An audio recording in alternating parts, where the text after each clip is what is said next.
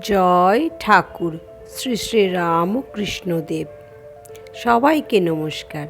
আজ আমরা শুনব ঠাকুর রামকৃষ্ণদেবের অমৃত বাণী।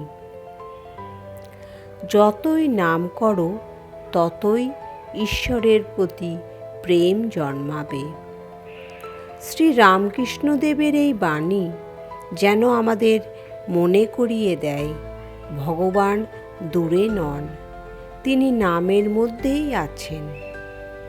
আমরা ভাবি ঈশ্বরকে পেতে হলে কঠিন তপস্যা করতে হবে, কিন্তু ঠাকুর বলতেন তাঁর নাম করো, হৃদয় দিয়ে করো, দেখবে একদিন সেই নামেই প্রেম জাগবে। নাম জপ মানে শুধু উচ্চারণ নয়, তা হলো একাগ্রতা, বিশ্বাস আর প্রেমে ভেজা ডাকে ঈশ্বরকে অনুভব করা।